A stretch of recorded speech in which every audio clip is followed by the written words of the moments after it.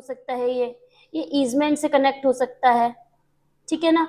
Basically जो limitation वाले periods की बात की जाती है वो सिविल मामलों में की जाती है, यानी कि दीवानी मामलों के संबंध में इनको लागू किया जाता है।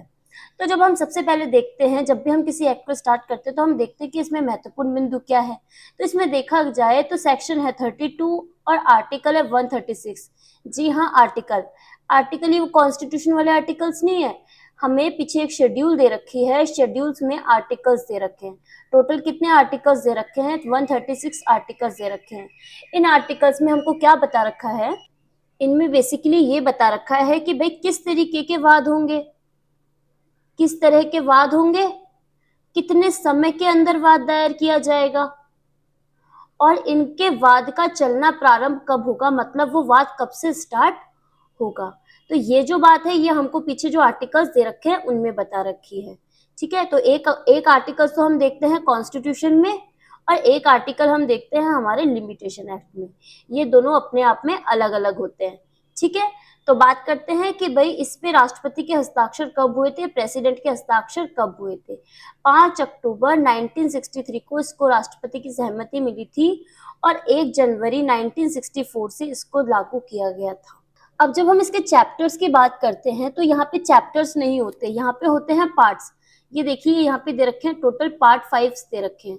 जब हम एविडेंस देखते हैं तो एविडेंस में भी हमको पार्ट्स देखने को मिलते हैं और यहाँ पे भी हमको पार्ट्स देखने को मिलते हैं। तो सबसे पहले है इसमें पार्ट फर्स्ट बात करता है प्रारंभिक की, यानी कि प्रीलिमिनरी पार्ट की, जो सेक्शन 1 और 2 कवर करते हैं। फिर इसके बाद आ जाता है वादों, अपीलों और आवेदनों की परिसीमा, लिमिटेशन के बारे में बात कर रहा है। कौन कर रहा है? सेक्शन 3 से लेके 11 तक बात कर रहा है। फिर आता है परिसीमा काल की संगणना पार्ट 3 में, कि भाई कैसे काउंट किया जाएगा इनके परिसीमा काल को, तो वो बताता है हमें पार्ट 3 सेक्शन 12 से लेके 24 तक, ठीक है। फिर इसके बाद आता है भाग 4 बात करता है कब्जे के द्वारा स्वामित्व का अर्जन, 25 से लेके 27। फिर लास्ट में आता है मिसलेनियस प्रोविजंस पार्ट 5, जो कि जहां कहीं पे भी कहीं नहीं मिलेगा कुछ भी, वो आ जाएगा मिसलेनियस प्रोविजंस में, सेक्शन 28 से लेके 32 तक, ठीक है। अब बात करते हैं इसके इंपॉर्टेंट पॉइंट्स भी हैं कुछ, तो वो बता रहे हैं हमको कि भाई परिसीमा विधि जो होती है वो होती है प्रोसीजर लॉ, यानी कि प्रक्रियात्मक विधि, और एविडेंस लॉ की तरह ये होती है लेक्स फूरी, ठीक है। और इसके जो आदेश होते हैं ये क्या होते हैं? आदेशात्मक प्रावधान है कि भाई इस समय में इतना करना ही होगा। जैसे 3 वर्ष की कालावधि दे रखी है, 3 वर्ष का समय दे रखा है, तो आपको उसके अंदर वाद दायर ही करना पड़ेगा, ये बात करता है लिमिटेशन एक्ट। अब जो नेक्स्ट पॉइंट आता है वो हमको बताता है कि जहां अधिनियम में कोई परिसीमा दे रखी है, मान लो किसी अन्य एक्ट में कोई लिमिटेशन दे रखा है, तो उसके अकॉर्डिंग लिमिटेशन चलेगा, उसमें फिर हमारा वाला लिमिटेशन एक्ट लागू नहीं होगा, ठीक है। तो वहां पे क्या होगा, उस अधिनियम की परिसीमा लागू होगी, ना कि इस अधिनियम की, ठीक है। जैसे आप कई बार देखते हैं ना कि भाई अपील 90 दिन में की जाएगी, ठीक है, 60 दिन में, 30 दिन में, 15 दिन में आवेदन किया जाएगा, तो वहां पे किसी स्पेशल एक्ट में दे रखा है कि भाई स्पेसिफिक टाइम है, आप इतने में करोगे, तो वहां पे उस एक्ट के प्रोविजंस लागू होंगे, वो लिमिटेशन एक्ट के प्रोविजंस को लागू नहीं करेंगे वहां पे, ठीक है। अब परिसीमा काल क्या होता है? एक निश्चित समय बताता है जिसके अंदर क्या होता है, व्यक्ति को वाद लाना होता है, कोई विधिक कार्यवाही करनी होती है। भाई 3 साल दे रखा है, उदाहरण लीजिए 3 साल दे रखा है, तो 3 साल के अंदर अंदर आपको अपनी विधिक कार्यवाही करनी पड़ेगी, वाद दायर करना पड़ेगा, ये बात बोल रहा है। कि परिसीमा विधि जो होती है वो इस सिद्धांत पर आधारित होती है कि भाई मुकदमेबाजी का अंत होना चाहिए। आप देख रहे हैं कोर्ट्स में क्या होता है, बहुत ज्यादा मामले इकट्ठे हो जाते हैं, जज को क्या करना होता है, फिर वो रेगुलर डेट देते रहते हैं, मामले का सॉल्यूशन नहीं दिया जा सकता। आप देखते हैं कोई व्यक्ति कोर्ट में जाने से बचता है, क्यों बचता है? कि भाई एक बार अगर हम कोर्ट में घुस गए ना तो फिर हम बाहर नहीं निकल सकते, कई सालों की। तो उस चक्कर में बोल रहा है कि परिसीमा विधि इस सिद्धांत पर आधारित होती है कि भाई मुकदमेबाजी का अंत होना चाहिए, ठीक है। तो ये तो बात हुई इसकी। तो अगर हम संक्षिप्त में यानी शॉर्ट में इसके पॉइंट्स को देखते हैं तो हमें पता चलता है कि जो परिसीमा विधि होती है यानी लिमिटेशन एक्ट होता है वो केवल दीवानी मामलों पे लागू होता है, ठीक है। उसके बाद क्या होता है, मुकदमेबाजी का अंत करने के लिए होता है, लोक नीति पर आधारित होता है। इसमें क्या होता है, एक विशिष्ट समय दिया जाता है, उसके अकॉर्डिंग आपको क्या करना पड़ता है, अपना वाद दायर करना होता है, ठीक है। तो ये तो बात हुई इसकी। अब हम इसके आगे वाले पॉइंट्स पे चलेंगे। अब जब हम एक्ट स्टार्ट कर रहे हैं, हमारे चैप्टर्स को स्टार्ट कर रहे हैं, तो जिन जिन के पास लिमिटेशन एक्ट नहीं है वो पहले अपना लिमिटेशन एक्ट लेके आ जाइए, फिर इसको पढ़ना स्टार्ट करते हैं। ठीक है, तो क्या है, भाग फर्स्ट है। भाग फर्स्ट आता है यानी कि प्रिलिमिनरी पार्ट यानी कि सेक्शन 1 से लेके 2 तक।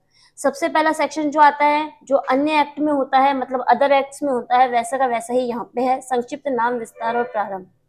क्या होता है इसका मतलब कि इस अधिनियम का नाम होगा परिसीमा अधिनियम 1963 यानी कि लिमिटेशन एक्ट 1963। कहाँ पर लागू होगा? संपूर्ण भारत पर लागू होगा। कब से लागू है संपूर्ण भारत पर? संपूर्ण भारत पर लागू है 31 अक्टूबर 2019 से। ठीक है, 31 अक्टूबर 2019 से इसको संपूर्ण भारत के ऊपर लागू किया गया है। इसके बाद आता है 1 जनवरी 1964 से ये प्रवर्त है, 1964 से ये प्रवर्त है, और 5 अक्टूबर 1963 को इसको राष्ट्रपति की सहमति मिली थी। ये तो सेक्शन फर्स्ट की बात हो गई।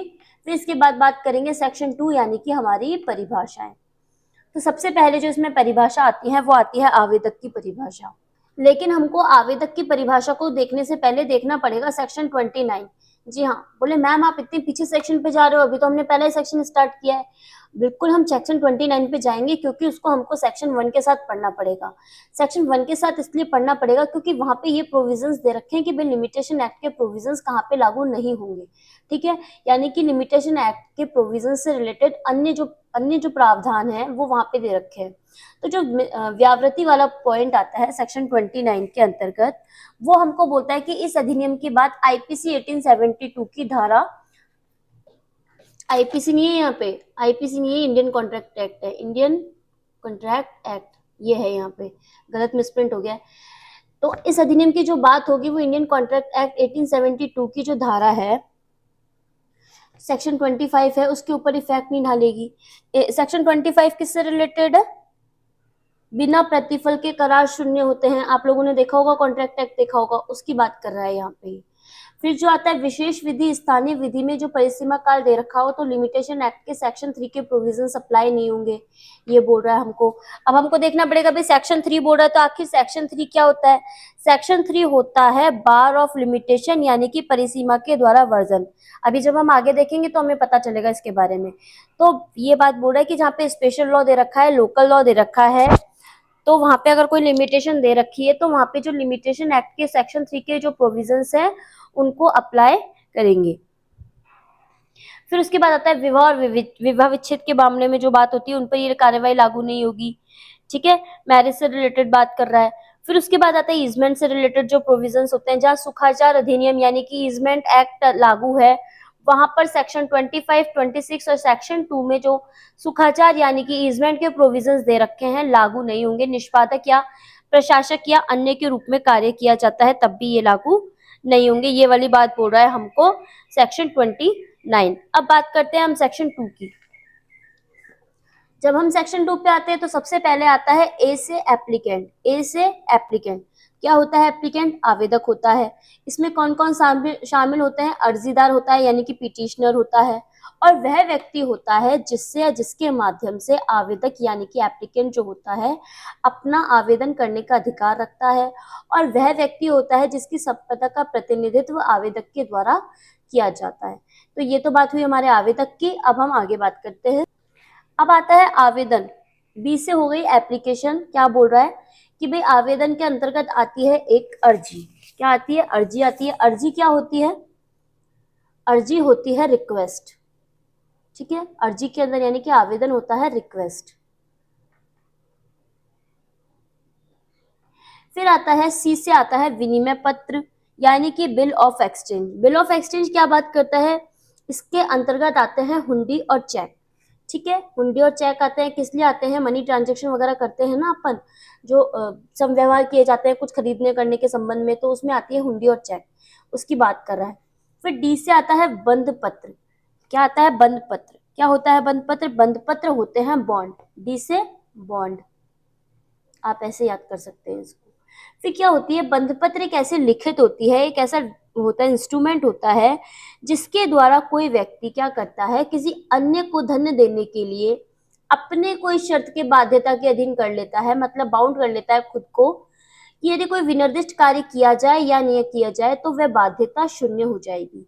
ये बात कौन कर रहा है? ये बात कर रहा है 2D यानी कि बंधपत्र बॉन्ड के प्रोविजंस के बारे में। फिर आता है ई से प्रतिवादी। प्रतिवादी कौन होता है? प्रतिवादी होता है डिफेंडेंट। डिफेंडेंट की बात कर रहा है तो वह व्यक्ति जिसके माध्यम से प्रतिवादी यह दायित्व व्युत्पन्न करता है कि उस पर वाद लाया जा सके, वह व्यक्ति जिसकी संपदा का प्रतिनिधित्व प्रतिवादी द्वारा निष्पादक, प्रशासक या अन्य प्रतिनिधि के रूप में किया जाता है। ये तो हो गई इसकी यहाँ पे डेफिनेशन। अब जो एफ से पॉइंट आ रहा है वो आ रहा है सुखाचार यानी कि ईजमेंट। ईजमेंट के प्रोविजंस हमको दे रखे हैं, सेक्शन 25 और 26 में भी दे रखे हैं। ठीक है, सेक्शन 25 और 26 हमको कहाँ पे दे रखा है? पीछे हमारे एक पार्ट दे रखा है। कौन सा पार्ट है? पार्ट है 4। पार्ट 4 के अंतर्गत हमको सेक्शन 25 एंड 26 दे रखे हैं। वहां पे दे रखे हैं सुखाचार से रिलेटेड प्रोविजंस। तो सुखाचार क्या होता है? संविदा से उद्भत ना होने वाला ऐसा अधिकार। क्या होता है? कॉन्ट्रैक्ट से नहीं होता इसका।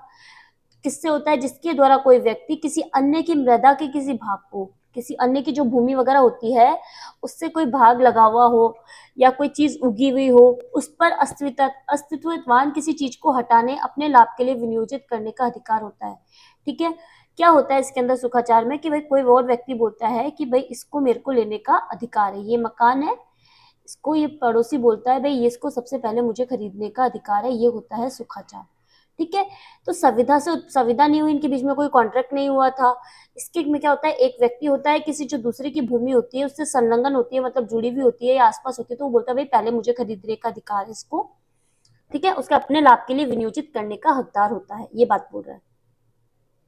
अब 2G से आता है विदेश। विदेश से क्या होता है? भारत नहीं होता, भारत से अलग कोई देश होता है। ठीक है, फिर आता है H से आता है सद्भाव। सद्भाव क्या होता है? Good faith.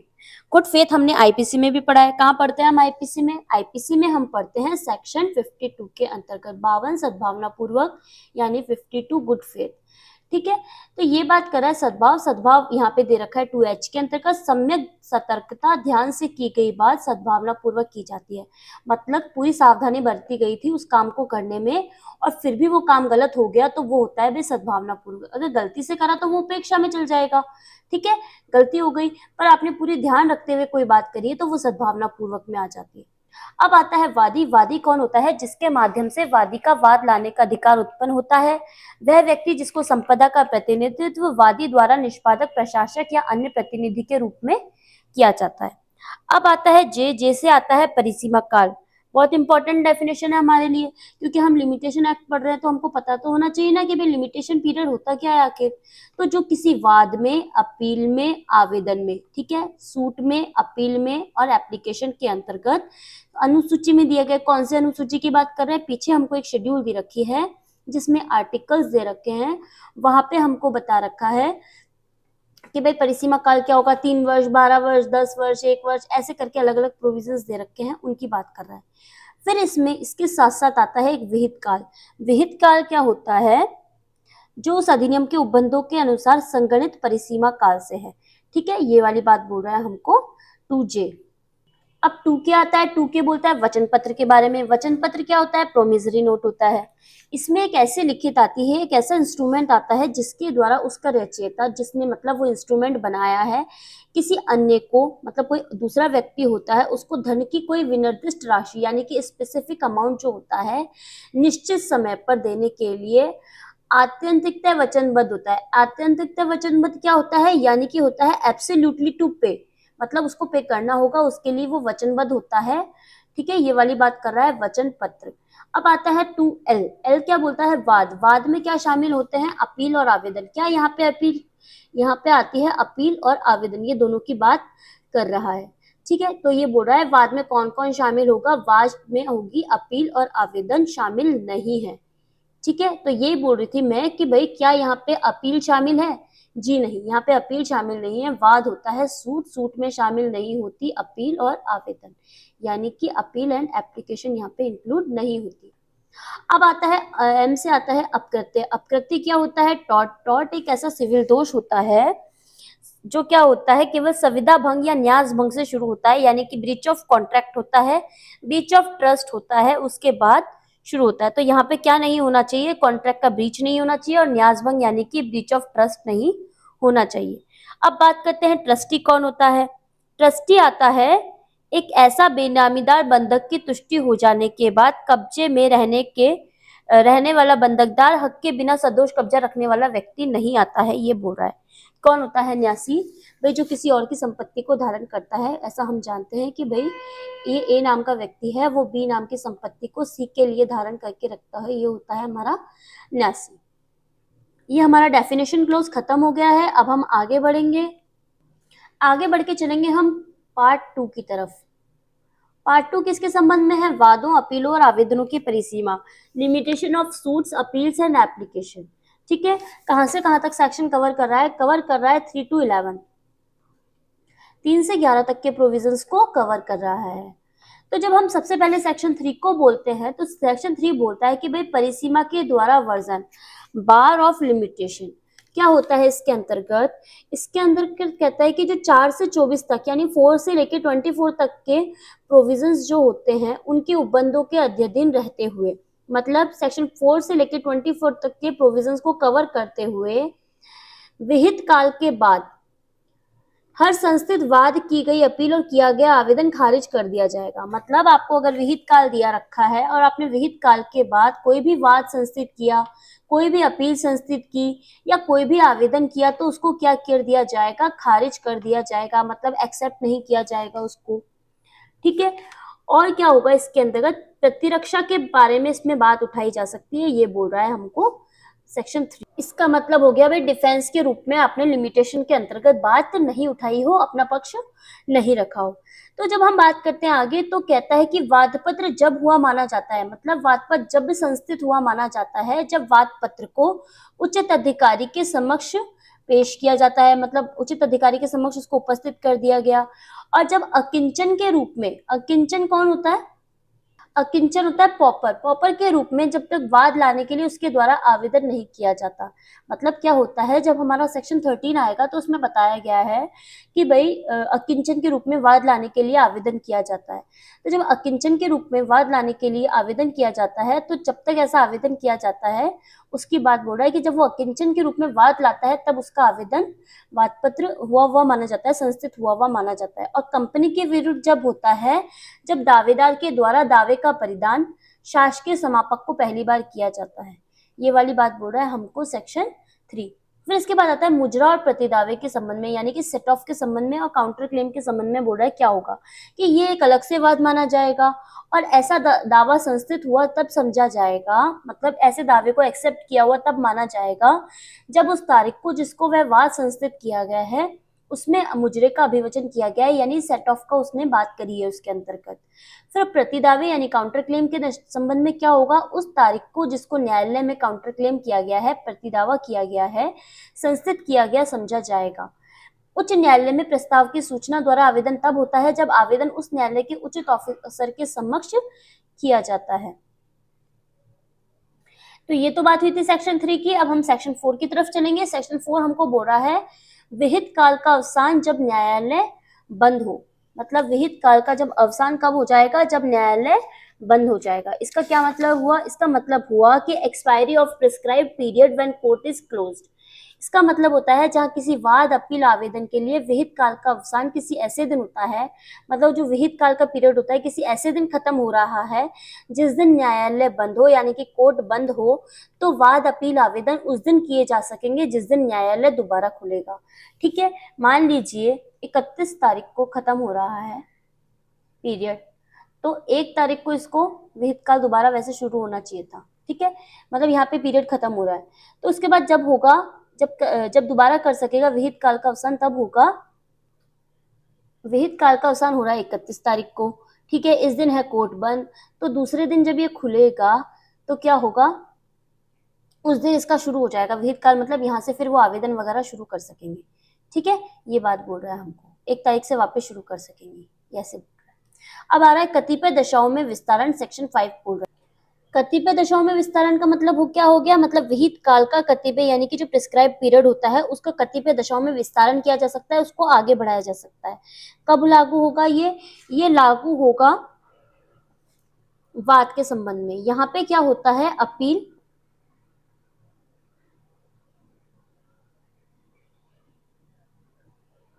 और डिक्री के आवेदन को छोड़कर, इनको छोड़कर ये वाद के संबंध में लागू होता है। ठीक है, कोई भी अपील या आवेदन सीपीसी के ऑर्डर 21 के प्रावधानों से भिन्न, यानी कि अपील और आवेदन पर तो ये लागू है, पर सूट और एग्जीक्यूशन की कार्रवाई पर इसको लागू नहीं किया जाएगा। यानी अपील और जो आवेदन होगा विहित काल के बाद ग्रहण किया जा सकेगा यदि अपीलार्थी या जो आवेदक होगा, एप्लीकेंट होगा, ठीक है, वो क्या करेगा, कोर्ट को विश्वास दिला देगा कि उसके पास विहित काल में अपील या आवेदन न करने का पर्याप्त हेतु था। अब पर्याप्त हेतु क्या हो सकता है कि भाई उच्च न्यायालय के किसी आदेश, पद्धति, निर्णय के कारण अपीलार्थी भुलावे में पड़ गया, तो ये बोल रहा है कि भाई ऐसी स्थिति होगी तो उसको विस्तारित किया जा सकेगा अगर उसके पास पर्याप्त हेतु होगा तो। यानी ये देरी माफी की बात कर रहा है बेसिकली। सेक्शन 5 देरी माफी की बात कर रहा है। ठीक है, अब आगे बढ़ते हैं। जो सेक्शन 6 है वो हमको बात कर रहा है लीगल डिसेबिलिटी के बारे में, यानी कि विधिक निर्योग्यता के बारे में। क्या बोल रहा है ये सेक्शन? ये सेक्शन हमको बोल रहा है कि जहां की कोई ऐसा व्यक्ति जिसे वाद संस्थित करने का या किसी डिक्री के निष्पादन के लिए आवेदन करने का हक है, उस समय जब से विहित काल की संगणना की जानी है, अप्राप्त या पागल या जड़ है, वहां उस निर्योग्यता का अंत होने के बाद वह उतने ही काल के भीतर वाद संस्थित या आवेदन कर सकेगा जितना उसे अन्यथा अनुसूची के तीसरे स्तंभ में तदर्थ विनिर्दिष्ट समय से अनुज्ञात है। इसका क्या मतलब हो गया कि भाई कोई वादी आवेदन करने वाला जब विहित काल की संगणना करनी हो तो वो अप्राप्त हो गया, विकृचित हो गया, है ना, अजन्मा है या फिर पागल है, तो क्या होगा, जब तक अगर ऐसी योग्यता निर्योग्यता जो होगी समाप्त नहीं होगी तब तक वो क्या नहीं कर सकेगा, आवेदन नहीं कर सकेगा, और जैसे ही वो निर्योग्यता समाप्त होगी वो आवेदन कर सकेगा। ठीक है, और अगर ये मान लो, इसका सेकंड पॉइंट हो रहा है कि ये जो व्यक्ति है ये दो निर्योग्यताओं से ग्रस्त हो गया, एक की जगह उसके पास दो निर्योग्यता हो गई, तो क्या होगा, डिसेबिलिटी हो गई, तो उसको जब दोनों निर्योग्यता समाप्त होगी तब तक वो आवेदन नहीं कर सकेगा, उसके बाद कर सकेगा। अब मान लीजिए जो निर्योग्यता है, उसकी डिसेबिलिटी है, उसकी डेथ तक बनी हुई है, मृत्यु तक बनी हुई है, तो जो उसका विधिक प्रतिनिधि होगा उस विनिर्दिष्ट समय में आवेदन कर सकेगा। फिर वो बोल रहा है कि भाई जो विधिक प्रतिनिधि भी किसी विधिक निर्योग्यता से ग्रस्त हो गया तो उसकी निर्योग्यता समाप्त होने पर आवेदन किया जा सकेगा। मतलब कि विधिक व्यक्ति होगा उसकी जो निर्योग्यता होगी, डिसेबिलिटी जो होगी वो समाप्त होगी, तभी वो आवेदन कर सकेगा। अब बोलता है कि निर्योग्यता के अधीन वह विधिक प्रतिनिधि भी मर जाए तो जो उसका विधिक प्रतिनिधि होगा उसी के भीतर वाद या आवेदन कर सकेगा। मतलब विधिक प्रतिनिधि भी आवेदन कर सकेगा। ये वाली बात लास्ट वाला पॉइंट बोल रहा है। तो ये तो बात हुई हमारे सेक्शन 1 से लेके 6 तक की। अब हम लाएंगे इसके लिए पार्ट टू में इसके आगे के सेक्शंस को कवर करने की कोशिश करेंगे। उम्मीद करती हूँ आपको ये लेक्चर अच्छा लगा होगा। अगर आपको ये लेक्चर अच्छा लगा है तो प्लीज आप इसको लाइक, शेयर, सब्सक्राइब कीजिए। जुड़े रहिए डी लॉ जंक्शन के साथ।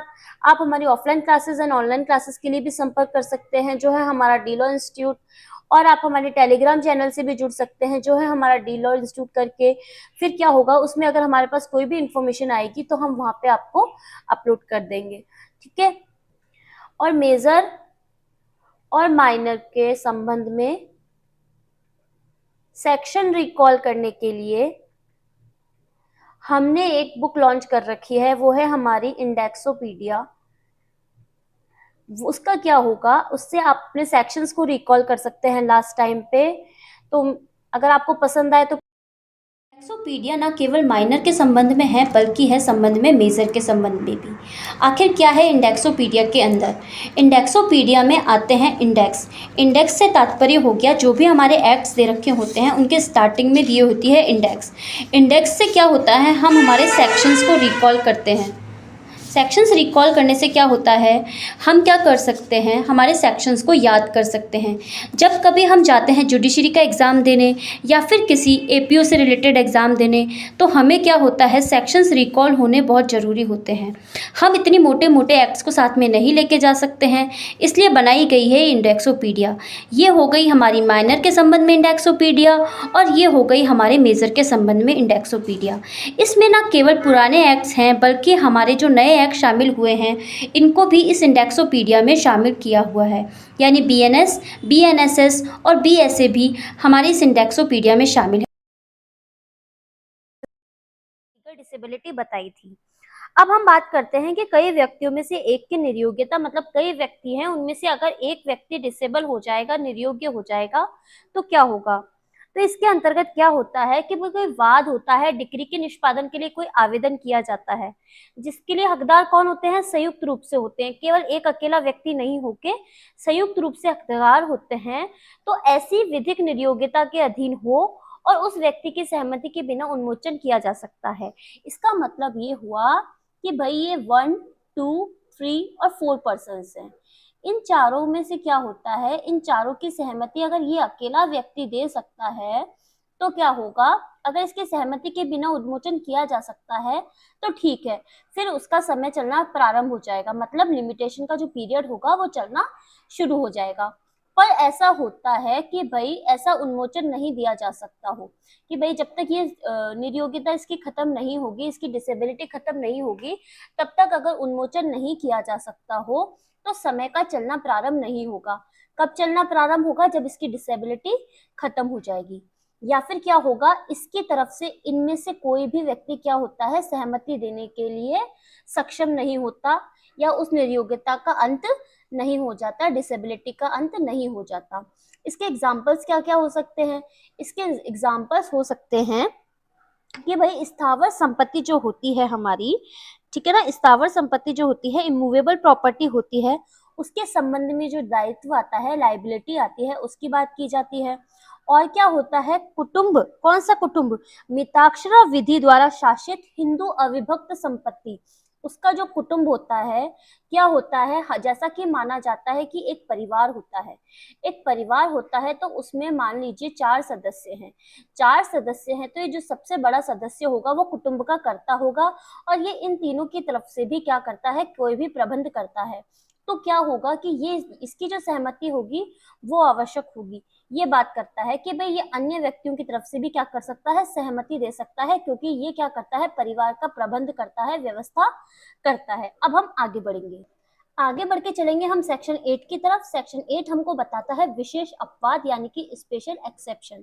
क्या बोल रहा है ये सेक्शन, ये सेक्शन हमको बता रहा है कि जो सेक्शन 6 और 7 है, जिसमें 6 में हमने पढ़ी थी विधिक निर्योग्यता और 7 में हमने पढ़ा था कि भाई कई व्यक्तियों के द्वारा जो काम किए जाते हैं उसके संबंध में जो निर्योग्यता होती है उसकी बात की जा रही है, कि भाई कई व्यक्ति हैं, उनमें से एक निर्योग्य हो गया, तो उसके संबंध में जो सेक्शन है वो है सेक्शन 7।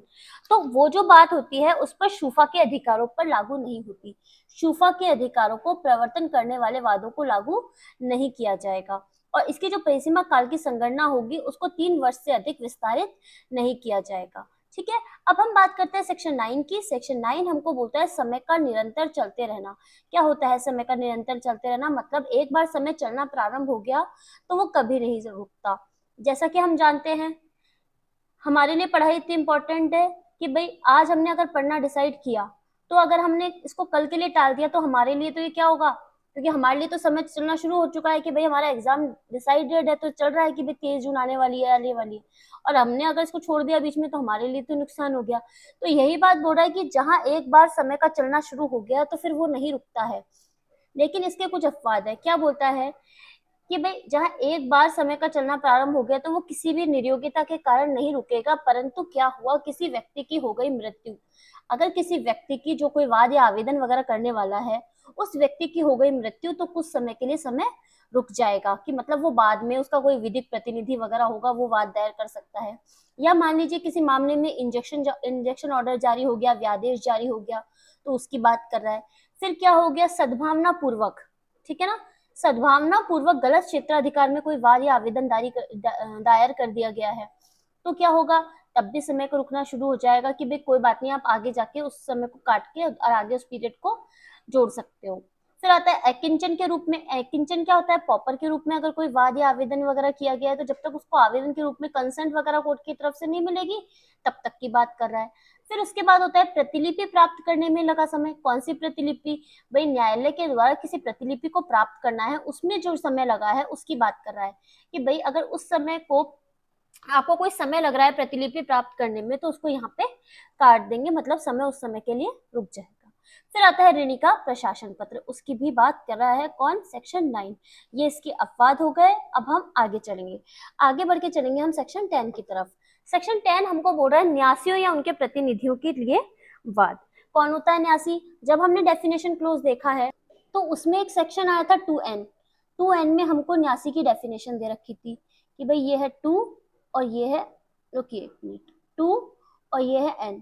2n में हमको न्यासी की डेफिनेशन दे रखी थी। तो ये बता रहा है भाई न्यासी या उनके जो हित प्रतिनिधि होते हैं उनके विरुद्ध वाद कैसे किया जाएगा। तो किसी ऐसे व्यक्ति के विरुद्ध वाद जिसमें संपत्ति किसी विनिर्दिष्ट प्रयोजन के लिए न्यास हुई हो। विनिर्दिष्ट प्रयोजन क्या हो गया? यानी कि हो गया स्पेसिफिक परफॉर्मेंस के लिए। स्पेसिफिक परफॉर्मेंस के लिए क्या हो गया? कोई जो प्रॉपर्टी है वो क्या हुई है? ट्रांसफर हुई है, न्यास हुई है, न्यस्त किया गया है उसको। ट्रांसफर नहीं, न्यस्त किया गया है। तो जो उसके विधिक प्रतिनिधि या समुद्देशी जो होते हैं उनके विरुद्ध सिवाय मूल्यवान प्रतिफलार्थ समुद्देशी को या उसके उनके हस्तगत संपत्ति या उसके आगमों का पीछा प्रयोजन करने से और संपत्ति उसके आगमों के लिए लेखा हो। क्या बात हो गई इसके लिए कि भाई आपने अगर कोई ट्रस्टी है, ट्रस्टी को अगर कोई प्रॉपर्टी ट्रांसफर की है तो उसके बारे में हमको ये सेक्शन बात कर रहा है कि भाई उसके जो विधिक प्रतिनिधि वगैरह होंगे वो किस तरीके से वाद दायर करेंगे, आवेदन करेंगे, किस समय पीरियड में दायर करेंगे। तो इसमें क्या होता है, जो संपत्ति होती है वो किसी हिंदू, मुसलमान, बौद्ध, धार्मिक, खैराती विन्यास में समाविष्ट कोई संपत्ति होती है, एक विनिर्दिष्ट प्रयोजन के लिए न्यासित होती है और संपत्ति का जो प्रबंधक होता है वो उसका न्यासी होता है। ये बेसिकली न्यास के प्रोविजन बता रहा है कि भाई जो न्यास होता है उसमें कोई विनिर्दिष्ट प्रॉपर्टी होती है उसको बता रहा है कि भाई वो जो न्यासी के संबंध में क्या होती है उसको ट्रांसफर किया जाता है, न्यस्त किया जाता है। तो किसी विनिर्दिष्ट प्रयोजन के लिए होगी और जो संपत्ति का प्रबंधक होगा वो उसका न्यासी होगा। तो जब हम बात कर रहे हैं सेक्शन 10 की तो हमने इसको देखा 2n के साथ। तो 2n के साथ देखा तो हमको अब बात करनी पड़ेगी यहाँ पे आर्टिकल्स की। यहाँ पे कौन से आर्टिकल्स की बात कर रहे हैं हम?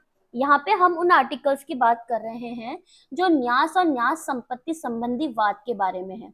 आर्टिकल 92 से लेकर 96 की बात कर रहे हैं। तो जो सबसे पहला इसका आर्टिकल 92 आता है, ये कॉन्स्टिट्यूशन वाला आर्टिकल नहीं है, ये आर्टिकल है हमारा लिमिटेशन एक्ट के पीछे हमको एक शेड्यूल दे रखी है, उसमें हमको आर्टिकल्स दे रखे हैं। ये उन आर्टिकल्स की बात कर रहा है जहाँ पे ट्रस्ट के प्रोविजन से रिलेटेड भी आर्टिकल्स हैं। तो सबसे पहले जो हमारा आर्टिकल 92 आता है वो हमको क्या बोलता है कि भाई न्यास के रूप में हस्तांतरित या वसीयत की गई और तत्पश्चात न्यासी द्वारा मूल्यवान प्रतिफलार्थ अंतरित की गई स्थावर संपत्ति यानी इमूवेबल प्रॉपर्टी के बारे में बात कर रहा है। इसका परिसीमा काल कितना होगा? 12 वर्ष होगा। कब से होगा? जब वह अंतरण वादी को ज्ञात हो जावे। मतलब जो वादी होता है उसको इस चीज की नॉलेज हो जावे कि भाई इस तरीके का कोई अंतरण किया गया है। अब हम आगे बढ़ेंगे, आगे बढ़ के चलेंगे आर्टिकल 93 की तरफ। तो 93 क्या बोल रहा है? न्यास के रूप में हस्तांतरित, वसीयत की गई, तत्पश्चात न्यासी द्वारा मूल्यवान प्रतिफलात अंतरित की गई। यहाँ पे जंगम संपत्ति है। जंगम संपत्ति क्या होती है? मूवेबल प्रॉपर्टी की बात कर रहा है।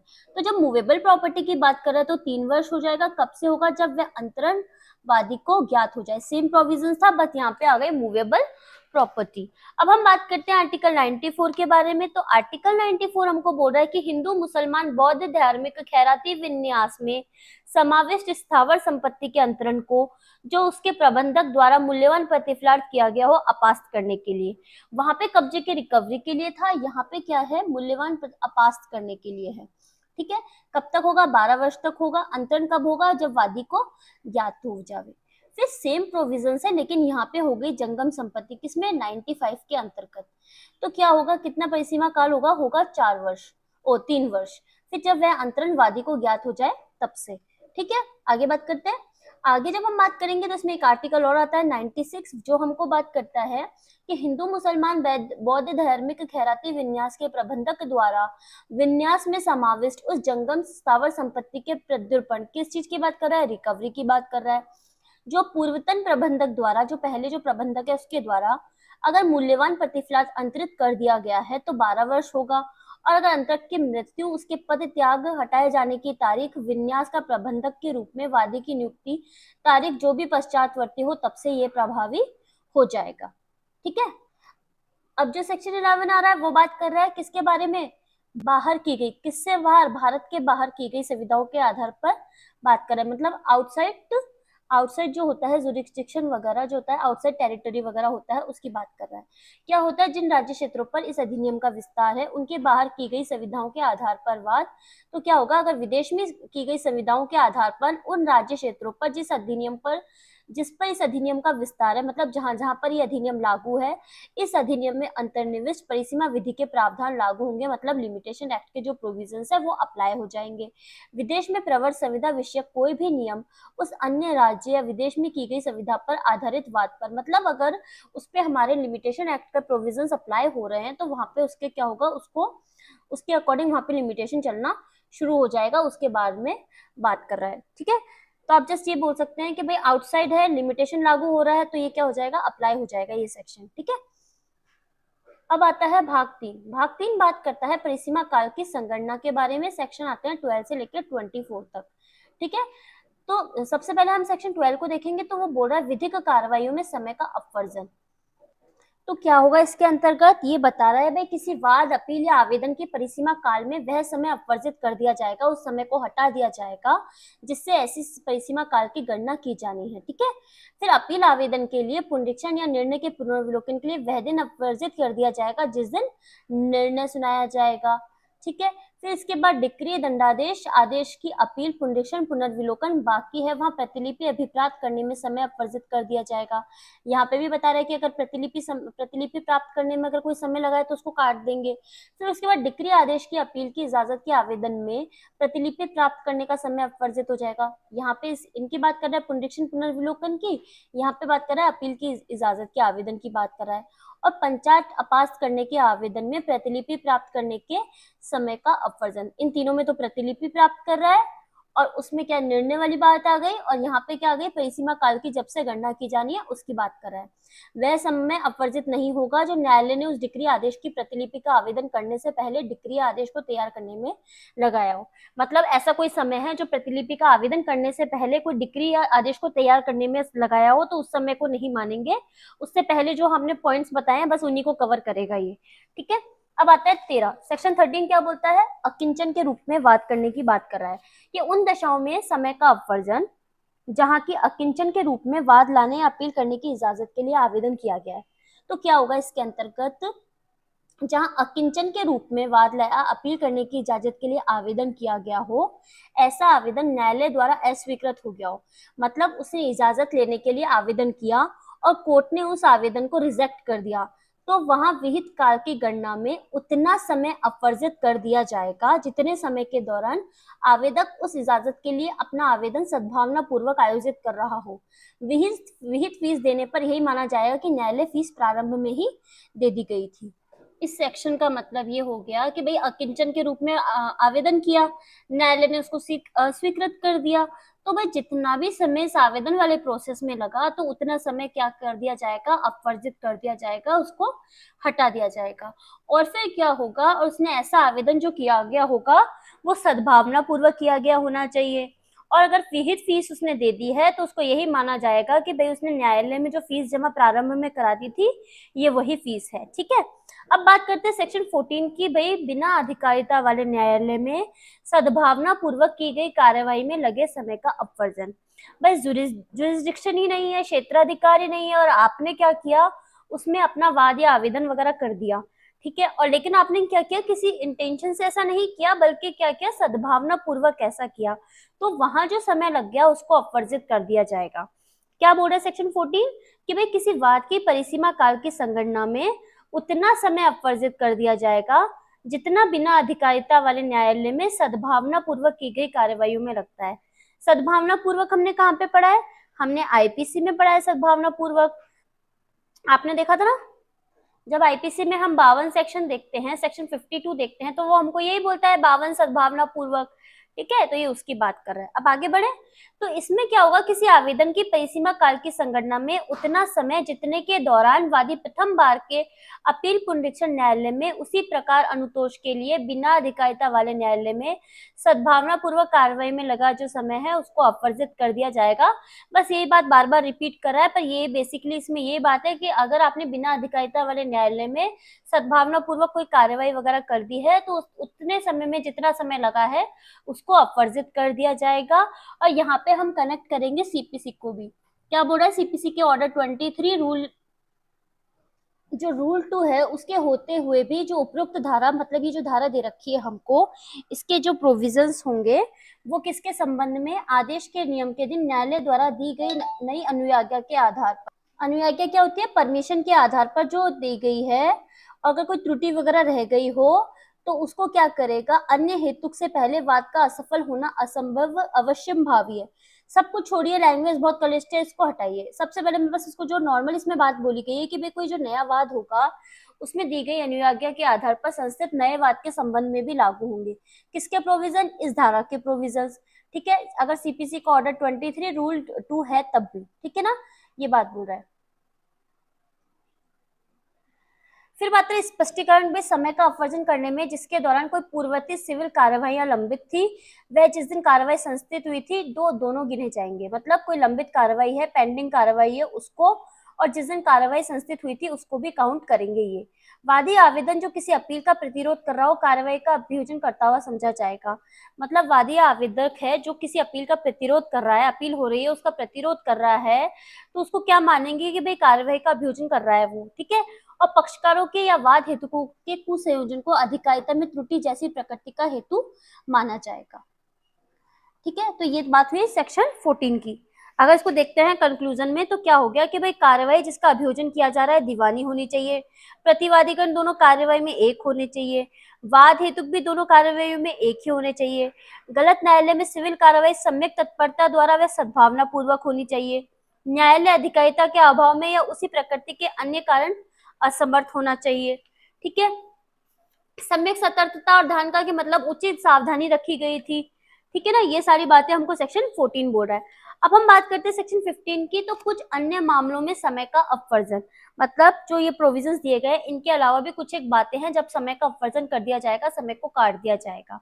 तो वाद या डिक्री के निष्पादन के लिए आवेदन में उतना समय अपवर्जित कर दिया जाएगा भाई जिस दिन वाद संस्थित किया गया है या निष्पादित किया गया है या किसी व्यादेश के द्वारा इंजेक्शन ऑर्डर के द्वारा रोक दिया गया है, तो उतना समय जितने समय व्यादेश या आदेश बना रहा हो, व्यादेश निकाला गया हो, प्रत्याहरण किया गया हो, वाद की परिसीमा काल की संगणना में जिसकी सूचना दी गई हो, जिसके लिए सरकार या किसी अन्य प्राधिकारी की पूर्व सम्मति या मंजूरी अपेक्षित है, मंजूरी अभिप्राप्त करने के लिए अपेक्षित समय अपवर्जित कर दिया जाएगा। ये सारी बातें बोल रहा है हमको कि भाई वाद आपने दायर किया गया वो, निष्पादित किया गया वो समय, व्यादेश के कारण रोक दिया गया वो समय, इन सबको क्या कर दिया जाएगा, अपवर्जित कर दिया जाएगा। और वाद की परिसीमा काल की संगणना में जिसकी सूचना दे दी गई हो, सरकार की अगर पूर्व सम्मति आवश्यक है, मंजूरी अपेक्षित है अन्य अधिकारी से, तो उस समय को, और मंजूरी अभिप्राप्त करने में जो समय लगा है उसको, इन सब चीजों को अपवर्जित कर दिया जाएगा, हटा दिया जाएगा। ऐसा अपवर्जन करने में जिस तारीख को मंजूरी के लिए आवेदन किया वह सरकार तथा अन्य प्राधिकारी का आदेश प्राप्त हुआ दोनों गिने जाएंगे। किस किस को गिनेंगे कि भाई जिस दिन क्या हुआ, तारीख मंजूरी मिली आवेदन करने के लिए, और सरकार या किसी अन्य अधिकारी ने कोई आदेश दिया, उसको भी इसके अंतर्गत काउंट किया जाएगा। अब किसी व्यक्ति का दिवालिया न्याय निर्णीत करने की कार्रवाई में नियुक्त किसी रिसीवर या अंतरिम रिसीवर के द्वारा किसी कंपनी के समापन की कार्रवाई में नियुक्त किसी समापक या अंतिम समापक के द्वारा किसी वाद डिक्री के निष्पादन के लिए आवेदन की परिसीमा काल की संगणना में वह समय अपवर्जित कर दिया जाएगा। क्या मतलब निकला इस बात का?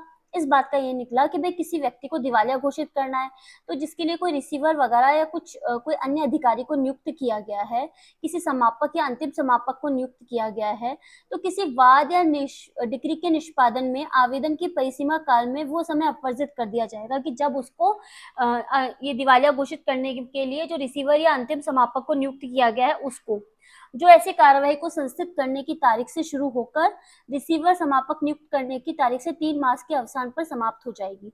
ये बात कौन बोल रहा है हमको? ये बोल रहा है हमको 15 का क्लॉज 3।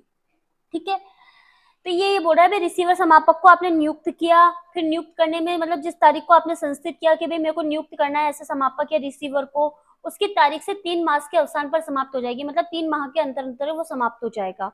और किसी डिक्री के निष्पादन में हुए विक्रय में क्रेता द्वारा कब्जे के लिए वाद की परिसीमा काल की संगणना में उतना समय अपवर्जित कर दिया जाएगा जिसके दौरान विक्रय अपास करने के लिए कोई कार्यवाही अभियोजित की जा रही है। मतलब विक्रय को अपास करने के लिए अगर कोई कार्यवाही अभियोजित की जा रही है, कोई कार्यवाही की जा रही है, तो उतने समय को उससे अपवर्जित कर दिया जाएगा। वाद के परिसीमा काल की संगणना में उतना समय अपवर्जित कर दिया जाएगा जितना समय प्रतिवादी अनुपस्थित रहा है, मतलब प्रतिवादी उपस्थित ही नहीं रहा। और वो बोलता है युक्तियुक्त कारण है कि वो भारत के राज्य क्षेत्र के भारत है जो सेंट्रल गवर्नमेंट के प्रशासन के अधीन है, मतलब सेंट्रल गवर्नमेंट के प्रशासन के अधीन हो और भारत के बाहर जो भारत का बाहर का राज्य क्षेत्र है वहां पे हो, तो प्रतिवादी अनुपस्थित हो तो उतना समय अपवर्जित कर दिया जाएगा। ये बोल रहा है हमको 15 का क्लोज 5। अब 16 कहता है वाद लाने का अधिकार प्रोद्भूत होने पर या मृत्यु होने के पूर्व क्या प्रभाव होगा। तो ये वाला सेक्शन क्या बता रहा है कि भाई कोई वादी है या प्रतिवादी है, वाद संस्थित करने के पूर्व या जिसके विरुद्ध वाद दायर किया गया है उसके विरुद्ध अगर वो मर जाता है तो कौन करेगा, तो उसके विरुद्ध करेगा, मतलब मान लीजिए प्लेंटिफ है, डिफेंडेंट है, इनकी हो जाती है मृत्यु, इनमें से किसी की भी अगर मृत्यु हो जाती है तो इनकी तरफ से लीगल रिप्रेजेंटेटिव जो होगा वो इनके लिए वाद लेके आ सकेगा, ठीक है, वाद कर सकेगा, आवेदन कर सकेगा। और जो ये वाले प्रावधान होते हैं वो शूफा के अधिकार और स्थावर संपत्ति के वादों या आनुवंशिक पद के कब्जे के वादों को लागू नहीं होंगे। ये बात हमको सेक्शन 16 बोल रहा है। अब सेक्शन 17 बोल रहा है कपट या भूल का प्रभाव। ये बहुत इंपॉर्टेंट सेक्शन है हमारे लिए, ठीक है। तो कपट और भूल का क्या प्रभाव होता है, मिथ्या कपट भूल छुपाने का प्रभाव क्या होगा, जब तक नॉलेज में ना आए, मतलब जब तक ज्ञान में ना आ जाए ऐसे कपट वगैरह का, तब तक वो पीरियड स्टार्ट नहीं होगा। और जहां मिस्टेक डिस्कवर हो गई, जहां पे वो जो मिस्टेक है वो ढूंढ ली गई है, खोज कर ली गई है उसकी, तो वहां पे वो पीरियड स्टार्ट हो जाएगा। क्या मतलब हुआ इस बात का कि जहां किसी ऐसे वाद या आवेदन के मामले में जिसके लिए परिसीमा अधिनियम में कोई परिसीमा काल विहित है, वाद आवेदन प्रतिवादी या प्रत्यर्थी के कपट पर आधारित है, इसमें ये जो प्रतिवादी वगैरह होंगे ना, इनके एजेंट भी इसमें शामिल हो जाएगा। तो वाद या आवेदन पर आधारित अधिकार हक का ज्ञान वादी या प्रतिवादी या उपयुक्त किसी भी व्यक्ति के द्वारा अगर छुपाया गया है, वहां वाद आवेदन भूल है परिणामों को दूर करने के लिए वादी आवेदक के अधिकार को सीमित करने के आवश्यक दस्तावेजों को कपट के द्वारा छिपाया गया है, तो परिसीमा काल तब तक शुरू नहीं होगा जब तक कपट या भूल का वादी आवेदक को पता न चल जाए, सम्यक तत्परता से पता न चल जाए, छिपाए गए दस्तावेज वादी आवेदक को सर्वप्रथम प्राप्त ना हुए, ठीक है। परंतु न्यायालय परिसीमा काल को तब तक बढ़ा सकेगा जबकि ऐसा आवेदन कपट का पता लगाने की बल या प्रयोग के बंद होने की तारीख से 1 वर्ष के भीतर भीतर किया गया हो, ये बात बोल रहा है। तो अगर हम इसका कंक्लूजन देखते हैं तो हमको यही पता चलता है कि भाई मिथ्या भूल या छुपाने का प्रभाव क्या होगा कि जब तक वो नॉलेज में नहीं आएगा दूसरे पक्षकार के, तब तक वो पीरियड स्टार्ट नहीं होगा। और जहां वो पीरियड स्टार्ट तब हो जाएगा जब वो मिस्टेक या जो भूल होगी वो सामने आ जाएगी, खोज कर ली जाएगी उसकी, ठीक है। अब हम बात करते हैं लिखित अभिस्वीकृति का प्रभाव, कि भाई जो लिखित अभिस्वीकृति है इसका क्या प्रभाव होएगा। इसमें क्या होता है कि जहां किसी संपत्ति या अधिकार विषयक वाद या आवेदन के लिए विहित काल के अवसान के पहले, मतलब विहित काल है उसको खत्म होने से पहले ऐसे दायित्व की लिखित अभिस्वीकृति कर दी गई है। अभिस्वीकृति क्या होती है कि भाई किसी चीज को स्वीकार करना, ठीक है। और ये कैसे हो सकता है, अभिव्यक्त भी हो सकता है, विवक्षित भी हो सकता है, दोनों रूपों में हो सकता है।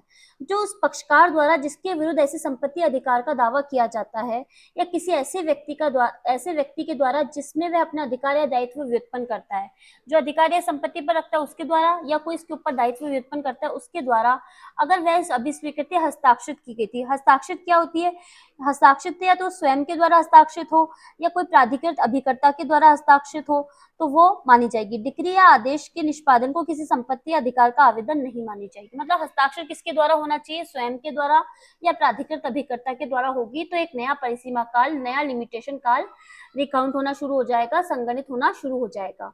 जहां की वह लेख जिसमें अभिस्वीकृति की गई है, जिसको स्वीकार किया गया है बिना तारीख का, मतलब कोई डेट डिसाइड नहीं की गई है, तो वहां उस समय के बारे में जब वह हस्ताक्षरित किया गया था मौखिक साक्ष्य दिया जा सकेगा। ये तो हो गई इस सेक्शन की डिटेल की बात, लेकिन बेसिकली ये जो सेक्शन बोल रहा है वो ऐसे बोल रहा है कि जब विहित काल के अवसान के पहले, जो विहित काल है,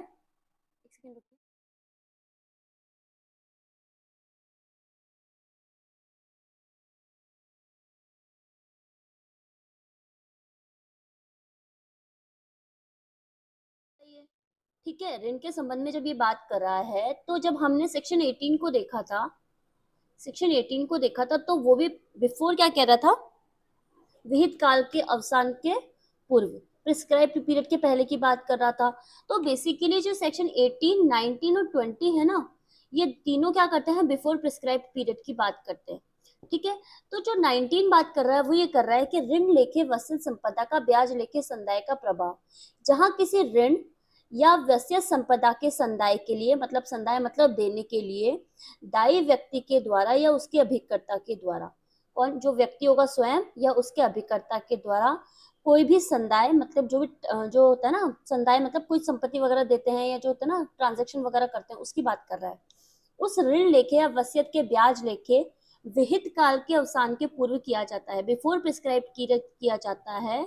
तो वहां जब से संदाय किया है, जब ऐसा संदाय किया गया है, तब से नया परिसीमा काल संगणित किया हुआ माना जाएगा। ठीक है, ये वाली बात बोल रहा है हमको सेक्शन 19। तो हमको यहाँ पे जो बात याद रखने की है वो यही है कि भाई विहित काल के अवसान के पहले किया है, संदाय कर दिया, तो नया परिसीमा काल संगणित हो जाएगा। यही पूछा जाता है कि भाई यहाँ से नया जो लिमिटेशन पीरियड है वो कब से चालू होगा, तो जब से चालू होगा जब से क्या कर दिया गया है, संदाय कर दिया गया है। ठीक है, फिर 20 आता है, वो कहते हैं किसी अन्य व्यक्ति द्वारा अभिस्वीकृति या संदाय का क्या प्रभाव होगा। मतलब क्या है, कोई व्यक्ति है, उसके स्वयं के द्वारा के साथ साथ किसी अन्य व्यक्ति के द्वारा अगर कोई कंसर्न या मतलब अभिस्वीकृति वगैरह कर दी गई है या कोई संदाय वगैरह कर दिया गया है, तो इसका इफेक्ट क्या आएगा। तो ऐसा व्यक्ति कौन हो सकता है भाई, ऐसा व्यक्ति तो हो सकता है या तो वो अभिकर्ता होगा, या क्या होगा, प्राधिकृत व्यक्ति होगा, ऑथराइज्ड पर्सन होगा, जिसने क्या किया होगा, संदाय होगा। तो अगर इन दोनों के द्वारा किया गया संदाय है तो वो उसी व्यक्ति के द्वारा किया गया संदाय समझा जाएगा जिसका कि वह अभिकर्ता है या जिसका वह प्राधिकृत व्यक्ति है। ठीक है, मान लीजिए ये ए है, इसका ये एजेंट है बी, या ये सी इसका प्राधिकृत व्यक्ति है। तो अगर ये दोनों इसके लिए कोई ट्रांजेक्शन वगैरह करते हैं, संदाय वगैरह करते हैं, तो वो इसकी तरफ से किया हुआ ही समझा जाएगा। ठीक है, ये वाली बात बोल रहा है हमको। अगर आप लैंग्वेज देखना चाहे तो कह रहा है कि भाई सेक्शन 18 और 19 के अंतर्गत इस निमित्त सम्यक प्राधिकृत अभिकर्ता पद के अंतर्गत निर्योग्यता के अधीन व्यक्ति की दशा में उसका विधिपूर्ण संरक्षक, सुपुर्ददार या प्रबंधक या अभिस्वीकृति हस्ताक्षर करने या संदाय करने के लिए ऐसे संरक्षक, सुपुर्ददार या प्रबंधक द्वारा सम्यक रूप से प्राधिकृत अभिकर्ता आता है। तो इसका यही मतलब हो गया कि भाई उस व्यक्ति की तरफ से कोई और कर रहा है तो वो उसकी तरफ से करा हुआ ही माना जाएगा। ठीक है, फिर सेक्शन 21 हमको बोलता है नया वादी प्रतिवादी प्रतिस्थापित करने या जोड़ने का क्या प्रभाव होगा। इसका मतलब हो गया, ये वाला सेक्शन हमारे लिए इंपॉर्टेंट है, ये क्वेश्चन पूछा गया था एमपी के अंतर्गत। ठीक है ना, एमपी का जब जुडिशरी का पेपर हुआ था ना, तो उसमें ये वाला क्वेश्चन पूछा गया। तो क्या होता है कि जब नया वादी या प्रतिवादी प्रतिस्थापित करेगा या जोड़ेगा तो इसका क्या इफेक्ट आएगा, इफेक्ट ऑफ सब्सटीट्यूटिंग और adding new Plantae for defended. इसका मतलब हो गया कि जहां के वाद संस्थित होने के बाद कोई नया वादी या प्रतिवादी प्रतिस्थापित किया जाए या जोड़ा जाए तो क्या होगा, वहां वाद जहां तक कि उसका संबंध है तब तक संस्थित किया गया समझा जाएगा जब वह इस प्रकार पक्षकार बनाया गया था। इसका मतलब हो गया, लैंग्वेज को अगर हम छोड़ दें तो इसका मतलब ये होगा कि जब से नया वादी या प्रतिवादी जुड़ेगा तब से नया परिसीमा काल लागू हो जाएगा, शुरू हो जाएगा। इसका मतलब नया लिमिटेशन शुरू हो जाएगा और न्यायालय को लगे कि भाई पुरानी तारीख से इसका प्रभाव देना उचित है तो वो ऐसा कर सकता है। अगर ये कोर्ट की पावर हो गई कि भाई न्यायालय को लग रहा है कि भाई पुरानी तारीख से इसको इफेक्ट दिया जा सकता है तो वो ऐसा कर सकता है। पर जो ये वाली बात है किसी ऐसी बात को लागू नहीं होगी जहां वाद के लंबित रहने के दौरान, मतलब वाद चल रहा है, किसी हित के समुन्देशन या न्यागमन के कारण कोई पक्षकार या जोड़ा गया है। मतलब अगर हित को देखते हुए कोई पक्षकार या समुन्देशन के कारण कोई पक्षकार वगैरह जोड़ा गया है तो उस पर ही अप्लाई नहीं होगा। अब सेकंड जो सेक्शन 22 जो आता है, 22 सेक्शन जो आता है वो ये बोल रहा है चालू रहने वाले भंग और अपकृत्य। क्या मतलब हो गया, कंटिन्यूइंग ब्रीचेस एंड टोर्ट्स के बारे में बात कर रहा है कि भाई किसी चालू रहने वाले संविदा भंग या चालू रहने वाले अपकृत्य की दशा में एक नया परिसीमा काल उस समय के दौरान प्रतिशत चलना आरंभ होता है जिसमें यथास्थिति ऐसा भंग या अपकृत्य चालू रहे। क्या बात तू कर रहा है कि भाई जैसे जैसे जब जब भंग होता जाएगा वैसे वैसे नया परिसीमा काल शुरू होता जाएगा। ठीक है, चालू रहने वाले भंग की भी कंटिन्यू चल रहा है वो भंग, ठीक है ना, ब्रीचेस कंटिन्यू हो रहे हैं तो नया परिसीमा काल, नया लिमिटेशन तब से चालू होगा जब से ब्रीचेस होते जाएंगे। जैसे ही नया ब्रीच होगा वैसे ही नया परिसीमा काल शुरू हो जाएगा। अब सेक्शन 23 क्या बोल रहा है, उन कार्यों के लिए प्रतिकर का वाद जो विशेष नुकसानी के बिना अनुयोज्य ना हो। इसका मतलब हो गया कि यहाँ पे एक विशेष नुकसान होना जरूरी है। तो क्या होगा कि उस कार्य के लिए जिसमें कोई वाद हेतु तब तक उत्पन्न नहीं होता जब तक उसमें कोई विनिर्दिष्ट शक्ति वस्तुतः नहीं होती। प्रतिकर के वाद की दशा में परिसीमा काल उस समय से संगणित किया जाएगा तब वह क्षति हो जाए। मतलब कि जब तक विशेष नुकसानी नहीं होगी तब तक परिसीमा काल शुरू नहीं होगा, परिसीमा लागू नहीं होगी। ये वाली बात बोल रहा है हमको सेक्शन 23। तो आप इसको सेक्शन 21 से 23 तक कैसे याद कर सकते हो? 21 क्या बोल रहा है? नयावादी जोड़ो। 22 क्या बोल रहा है? चालू रहने वाला अपकृत्य। ठीक है, चालू रहने वाला भंग अपकृत्य एक साथ आप कर सकते हो याद करने के इंटेंशन से। फिर 23 क्या बोल रहा है? 23 बोल रहा है विशेष क्षति। तो ये 3 सेक्शन हमको ऐसे के ऐसे याद हो गए। ठीक है, फिर इसके बाद जो 24 आता है वो भी बहुत इजी बात बोल रहा है कि भाई लिखितों में वर्णित समय की संगणना कैसे की जाएगी। तो किसके अनुसार की जाएगी? ग्रिगोरियन कैलेंडर होता है उसके अकॉर्डिंग ही ऐसा किया जाएगा, ग्रिगोरियन कैलेंडर के अकॉर्डिंग ही किया जाएगी। ठीक है, अब आगे बात करते हैं।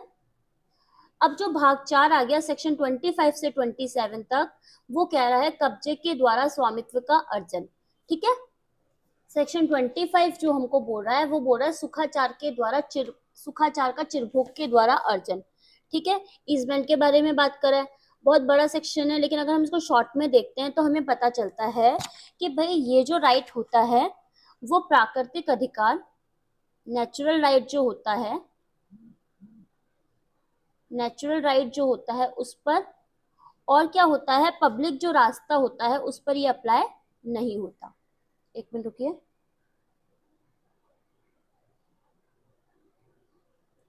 पब्लिक रास्ता, इस पर ये अप्लाई नहीं होता। किसका अधिकार? सुखाचार का अधिकार, ईजमेंट का राइट जो होता है वो यहाँ पर अप्लाई नहीं होगा। तो सुखाचार का चिरभोग के द्वारा अर्जन कैसे किया जाएगा, ईजमेंट के द्वारा अर्जन कैसे किया जाएगा? भाई इसमें क्या होता है, कोई व्यक्ति होता है वो प्रकाश वायु आदि का शांतिपूर्वक उपयोग करता है 20 साल तक। ठीक है, 20 साल तक उसने लगातार उपयोग किया तो उसको सुखाचार का अधिकार मिल जाएगा।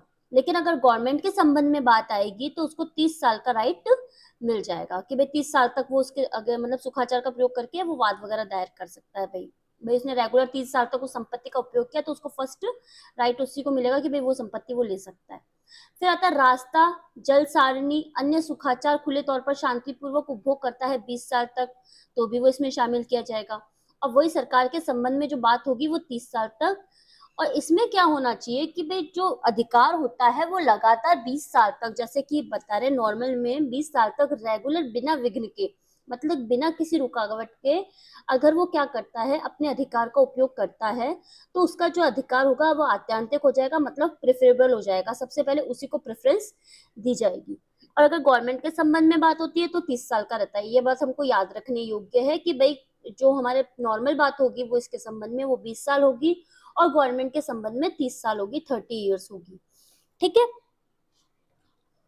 अब आता है सेक्शन 26 हमको बोलता है अनुसेवी संपत्ति के उत्तरभोगी के पक्ष में अपवर्जन। तो क्या होगा भाई 1 साल तक रेगुलर अगर यूज करने दिया तो उसको 3 साल में चैलेंज करने का अधिकार देता है।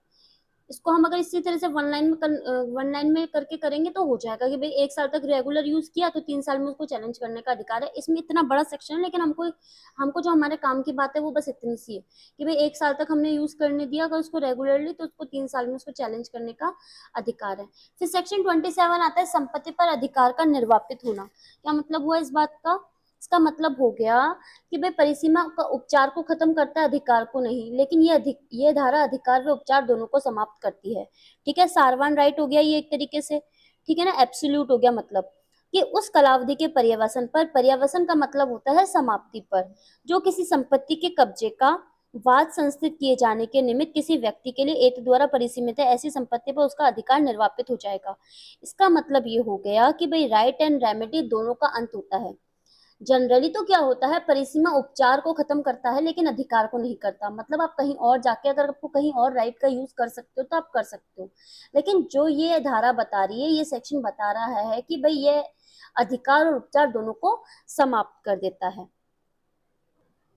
अब आगे इसका बचा हुआ पार्ट आ गया हमारा पार्ट 5 किसके बारे में बात करता है? सेक्शन 28 से लेके 32 के बारे में बात करता है।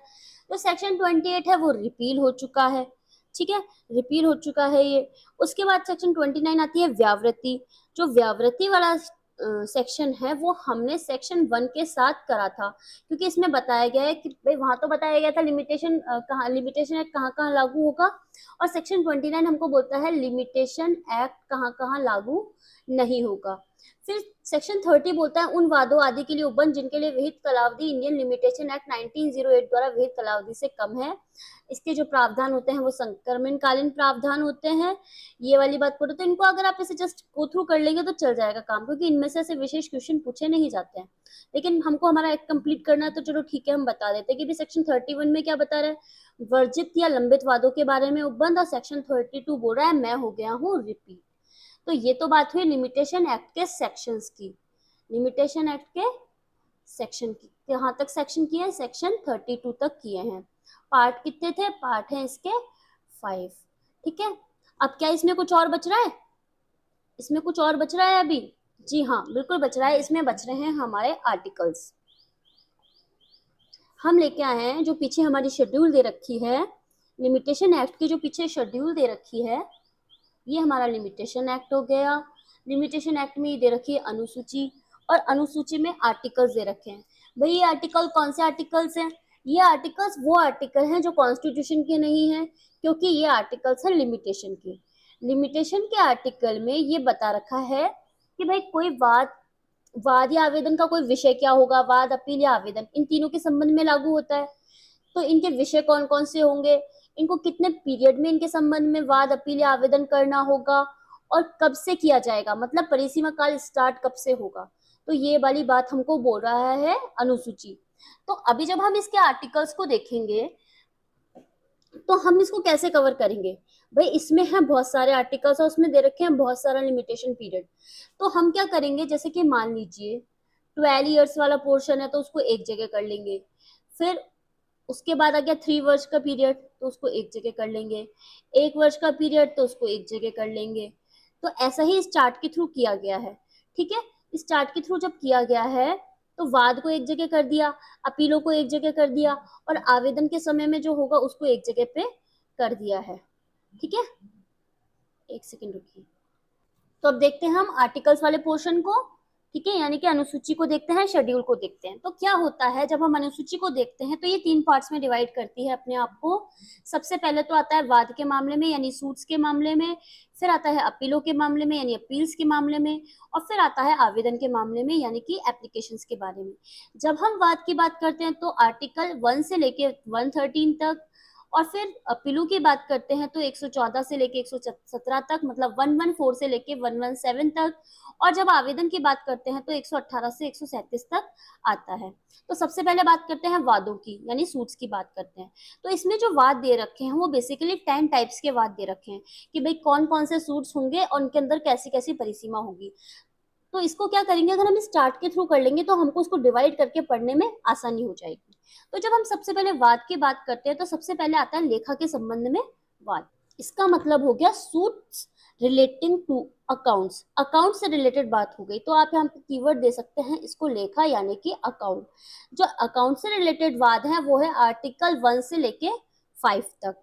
फिर इसके बाद आता है संविदा से संबंधित वाद, यानी कि हो गए कॉन्ट्रैक्ट से रिलेटेड सूट्स की बात कर रहा है तो आ गए 6 से लेके 55 तक, 6 से लेके 55 तक। फिर आते हैं डिक्लेरेशन के संबंध में वाद, डिक्लेरेशन सूट के संबंध में, तो घोषणा के संबंध में वाद, यह आ गए हमारे 56 से लेके 58 तक। फिर आता है डिक्री व लिखित के संबंध में वाद, तो ये आ गए 59 और 60 दो आर्टिकल्स। फिर इसके बाद आता है स्थावर संपत्ति के संबंध में बात, यानी कि इमूवेबल प्रॉपर्टी के संबंध में, तो वो हो गया 61 से लेके 67 तक। फिर इसके बाद आता है जंगम संपत्ति का वाद, वो आता है यानी कि मूवेबल प्रॉपर्टी की बात कर रहा है, तो आता है 68 से लेके 71 तक। फिर इसके बाद आता है टॉर्ट से रिलेटेड यानी कि अपकृत्य के संबंध में वाद, वो आता है 72 से 91 तक। फिर इसके बाद आता है न्यास यानी कि ट्रस्ट से रिलेटेड, तो कहां से कहां तक आता है 92 से 96। कहाँ पे कवर किया था हमने इसको, जब हमने सेक्शन 2N को देखा था तो वहां पे न्यास की डेफिनेशन दे रखी है। फिर सेक्शन 10 आता है जो हमको न्यास के संबंध में प्रोविजन बताता है, वहीं पे ही हम इनको थोड़ा सा डिटेल में पढ़ के आए थे 92 से 96। जब आप पार्ट फर्स्ट को देखेंगे ना सॉरी पार्ट सेकंड को देखेंगे ना, तब आपको दिखेगा कि भाई हमने न्यास से रिलेटेड, ट्रस्ट से रिलेटेड प्रोविजंस को वहाँ पे थोड़ा डिटेल से बता रखा है। फिर आता है मिसक्लेनियस सूट्स के बारे में बात, तो 97 से 112 तक आता है। और लास्ट में बोलता है वाद जिनके लिए विहित परिसीमा काल नहीं है, भाई जिनके लिए कुछ नहीं दिया गया है, तो वो बात करेगा 113 के बारे में। आगे बात करते हैं। तो जब हम वाद की बात करते हैं तो लेखा के संबंध में बात जो होते हैं, अकाउंट से रिलेटेड जो केस होते हैं वो क्या होते हैं, 3 वर्ष माने जाते हैं। मतलब लेखक जहाँ पे भी आपको अकाउंट्स दिख जाए वहां पे आप लगा दीजिए 3 वर्ष, वहां भाई वहां लिमिटेशन है हमारा 3 वर्ष। जब कॉन्ट्रैक्ट की बात आ जाए 6 से 55 तक में, तो आप लगा दीजिए कि भाई परिसीमा काल होगा 3 वर्ष। घोषणा के संबंध में बात आ जाए तो आप लगा दीजिए कि भाई होगा 3 वर्ष। ठीक है। फिर डिक्री और लिखित के संबंध में बात आ जाए तो आप लगा दीजिए भाई 3 वर्ष, यानी कि 3 इयर्स का हो गया। स्थावर संपत्ति के जब वाद की बात आती है तो यहाँ पे आता है थोड़ा सा कंफ्यूजन। कंफ्यूजन क्या आता है, क्योंकि यहाँ पे पीरियड्स बढ़ गए हैं कि भाई 3 वर्ष हो गया, 12 वर्ष हो गया, 30 वर्ष हो गया, तो ये कैसे कैसे होंगे। भाई 61 कहता है 3 वर्ष होगा कब, बंधकित स्थावर संपत्ति का मोचन, कब्जे का प्रत्युर्पण, जब कब्जे की रिकवरी के लिए होगा। बंधकित और तत्पश्चात मूल्यवाद प्रतिफलात, अंतिम स्थावर संपत्ति के कब्जे का प्रत्युर्पण, ये वाली बात चलेगी, यानी कब्जे की रिकवरी के संबंध में बात आएगी तो क्या होगा, 3 वर्ष तक का होगा। और फिर 62 में जो बात कर रहा है वो बता रहा है कि जो लिमिटेशन पीरियड होगा वो 12 इयर्स का होगा। कैसे, ऐसे धन के संदाय का प्रवर्तन के लिए जो बंधक द्वारा प्रतिभूत है स्थावर संपत्ति पर, अन्यथा भार है। ठीक है, इसकी बात कर रहा है। फिर 63 में बात कर रहा है 30 वर्ष तक होगा अगर पूर्वबंध के संबंध में है, और 12 वर्ष का होगा अगर बंधकित संपत्ति का कब्जे के संबंध में है। और फिर आता है 64, वो बोलता है 12 वर्ष यानी स्थावर संपत्ति से बेकब्जा किए जाने के लिए। ठीक है, ये बात हुई हमारे आर्टिकल 64 तक। अब हम आगे बढ़ेंगे। जब आर्टिकल 65 की बात करते हैं तो वो भी 12 वर्ष बोलता है। 12 वर्ष स्थावर संपत्ति में, उसमें किसी हित के लिए, कब्जे के लिए। ठीक है, पोजीशन की बात कर रहा है। फिर आर्टिकल 66 कहता है 12 वर्ष स्थावर संपत्ति के, एक मिनट रुकिए, स्थावर संपत्ति के कब्जे के लिए जब वादी किसी संपहरण या शर्त भंग के कारण कब्जे का हकदार हो गया। ठीक है, उसकी बात कर रहा है तो 12 वर्ष हो जाएगा। और जब आर्टिकल 67 बात कर रहा है, वो कह रहा है भूस्वामी द्वारा अभिधारी से कब्जे के प्रत्युर्पण के लिए यानी रिकवरी के लिए बात कर रहा है, तो क्या हो जाएगा, 12 वर्ष हो जाएगा यहाँ पे भी। अब बात करते हैं जंगम संपत्ति का वाद। जंगम संपत्ति का क्या वाद होता है, यानी कि मूवेबल प्रॉपर्टी की बात कर रहा है तो 3 इयर्स होता है। 68 से लेके 71 के आर्टिकल्स तक कवर करता है, 3 इयर्स होता है। जब टॉट की बात आती है, तब क्या होता है, 3 लिमिटेशन चलती है। जब आर्टिकल 72 से 81 की बात करते हैं तो 1 वर्ष आता है, यानी 1 ईयर आता है। जब आर्टिकल 82 से 84 की बात करते हैं तो 2 इयर्स आता है। और जब आर्टिकल 85 से 91 की बात करते हैं तो 3 इयर्स आता है। ठीक है, तो ये तो बात हो गई टॉट के संबंध में। अब बात करते हैं न्यास के संबंध में। 92 से 96 में बताया गया है। ठीक है, तो 92 में क्या होता है, 92, 94 और 96, इसमें तो आ गया 12 इयर्स का। ठीक है, और जब आर्टिकल 93 और 95 की बात करते हैं तो उसका आ गया 3 इयर्स का। ठीक है, ये मतलब लिमिटेशन पीरियड इनके इतने हैं। आप एक बार जाके अगर आप उसको एक्ट में देखेंगे तो आपको इजी हो जाएगा, और आप चाहें तो ये चार्ट आप बना सकते हैं। ठीक है, फिर आते हैं मिसक्लेनियस प्रोविजंस के विषय में। तो जब 97 से 100 की बात करते हैं तो आ जाता है हमारे 1 वर्ष की बात कर रहा है। 97 से 100 1 ईयर की बात कर रहा है। और जब 101 से 105 की बात कर रहा है आर्टिकल्स की, तो वो 3 इयर्स की बात कर रहा है। और 106 से 110 तक की बात कर रहा है तो 12 इयर्स की बात कर रहा है। और 111 और 112 बात कर रहे हैं 30 इयर्स की। ठीक है, तो ये तो बात हुई इनके मिसक्लेनियस प्रोविजंस के संबंध में। पर वह वाद जिनके लिए कोई परिसीमा काल विहित नहीं है, कोई प्रिस्क्राइब पीरियड नहीं दे रखा है, लिमिटेशन पीरियड नहीं दे रखा है, तो वहां पे माना जाएगा 3 इयर्स, आर्टिकल 113। तो आपके लिए यहाँ पे एक टिप हो सकती है कि भाई आप क्या कीजिए, 3 इयर्स तो सब जगह 3 इयर्स आएंगे ही आएंगे, तो आप क्या कीजिए, जैसे 12 इयर्स वाले याद कर लीजिए, क्योंकि 12 इयर्स भी बहुत ज्यादा आ रहे हैं। आप क्या कर सकते हैं, 30 इयर्स याद कर सकते हैं। फिर उसके बाद आप 1 ईयर याद कर सकते हैं, 2 ईयर याद कर सकते हैं। तो और बाकी कहीं कुछ नहीं दिखे तो फिर 3 इयर्स लगा देना। भाई आपको थोड़ा सा याद नहीं रहे तो भाई जो ये याद कर लोगे तो बाकी जो भी कुछ बचेगा वो 3 इयर्स ही तो होगा। ठीक है, अब बात करते हैं अपीलों के संबंध में। अपीलों के संबंध में जो प्रावधान दे रखे हैं वो यहाँ पे दे रखे हैं। यहाँ पे अपील और आवेदन दोनों कवर किए गए हैं, अपील और आवेदन। ठीक है, तो जब अपीलों की बात कर रहे हैं तो 114 से 117 तक आ गई, और फिर जब आवेदन की बात कर रहे हैं तो 118 से 137 तक आ गए। तो जब हम अपीलों की बात करते हैं तो 114 से 117 आता है। तो जब आर्टिकल 114 आता है तो वो बात करता है कि भाई दोष मुक्ति के लिए आदेश की अपील। जब ये दोष मुक्ति के आदेश की अपील की बात करता है तो ये दो पार्ट में डिवाइड होता है। तो सबसे पहले जो बताता है आर्टिकल 114 का ए बताता है, वो बोलता है कि भाई दंड प्रक्रिया संहिता 1893 जो कि अब नहीं है, 1973 है, कि उपधारा 417 के अधीन। तो उसको चेंज कर लीजिएगा, उसके अकॉर्डिंग क्या होता है, 90 दिन होती है, और उसी का जो सेकंड पॉइंट होता है वो 30 डेज बोलता है। ठीक है, उसी का जो सेकंड पॉइंट होता है वो बोलता है 30 डेज। तो आप ये मान लीजिए कि भाई 114 है, 114 का ए तो बोल रहा है हमको 90 दिन। आप एक बार एक्ट में से इसको क्या कीजिएगा, गो थ्रू कर लीजिएगा। और 116 बोल रहा है हमको 90 दिन की बात। फिर 114 बी में हमको बोल रखा है 30 दिन, 30 डेज की बात कर रहा है। फिर जब 115 की बात हो रही है तो 115 पे हमको बोल रहा है 30 दिन। एक मिनट रुकिए, 30 दिन की बात बोल रहा है। 30 दिन कब बोल रहा है, 30 दिन बोल रहा है इसका 115 का ए पॉइंट। क्या बोल रहा है, उस मृत्यु दंडादेश की जो सेशन न्यायालय द्वारा या अपनी आरंभिक दांडिक अधिकारिता के उपयोग में उच्च न्यायालय पारित किया गया है, तो 30 दिन मानी जाएगी कब से, दंडादेश की तारीख से। फिर क्या होता है, अगर हाई कोर्ट में किया जाता है तो हो जाता है 60 दिन, 60 दिन होता है, ये 115 बी में बताया गया है। ठीक है, और दंडादेश या आदेश की तारीख से माना जाता है, यानी डेट ऑफ द सेंटेंस और ऑर्डर की बात कर रहा है। फिर इसी में एक पॉइंट और आता है बी के अंतर्गत, जो सेकंड पॉइंट आता है वो बोलता है वापस 30। ये इसके फर्स्ट की बात हो गई, और ये 115 के बी के सेकंड की बात हो गई, वो हमको बोल रहा है 30 डेज की बात।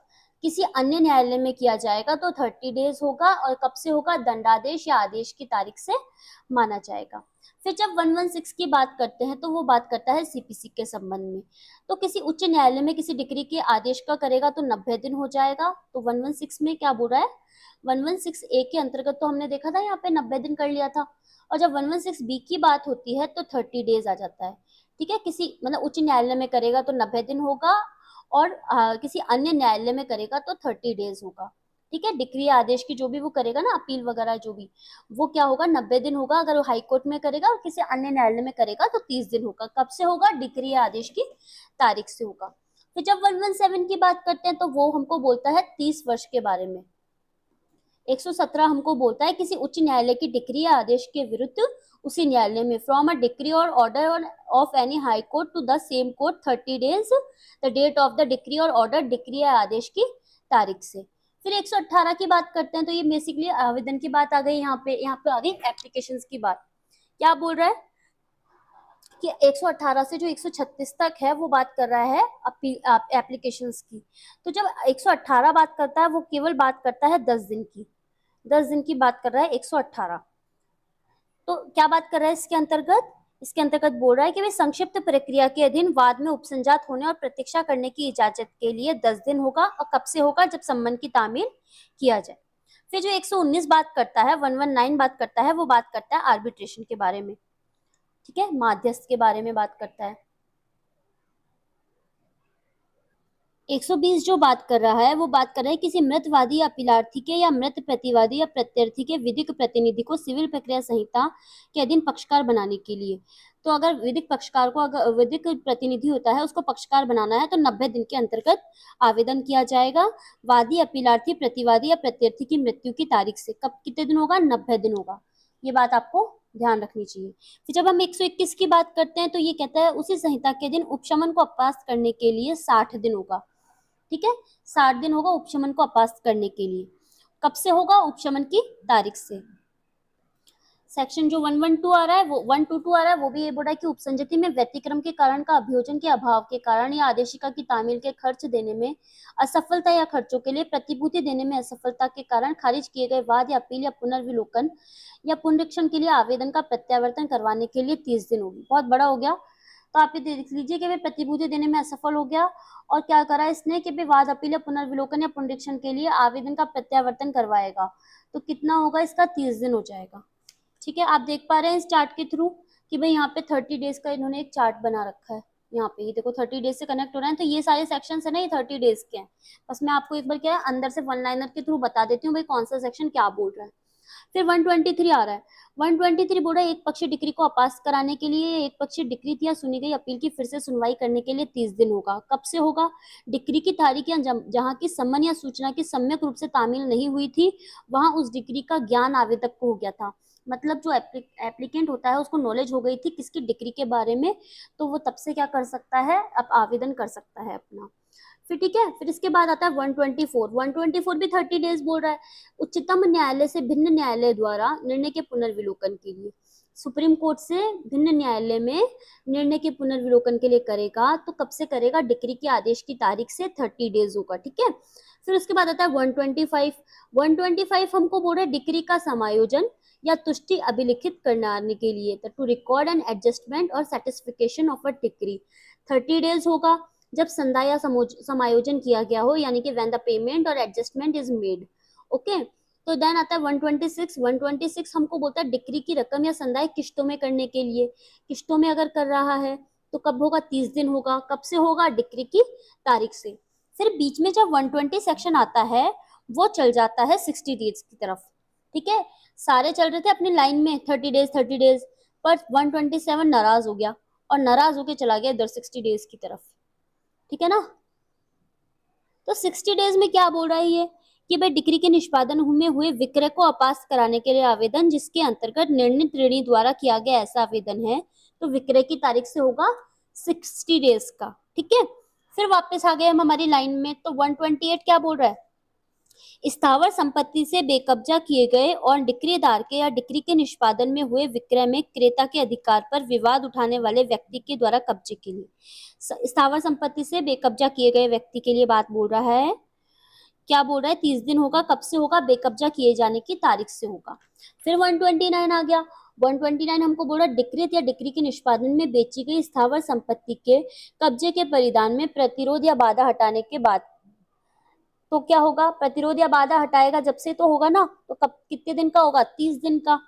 ठीक है, पर इसमें जो बी पॉइंट आता है ना, बी पॉइंट, वो 30 डेज की बात कर देता है। ठीक है, 130 का जो 130 तो बेसिकली क्या बात करता है? 60 डेज की बात करता है अकिंचन के तौर पर अपील कराने के लिए। ये रहा 130।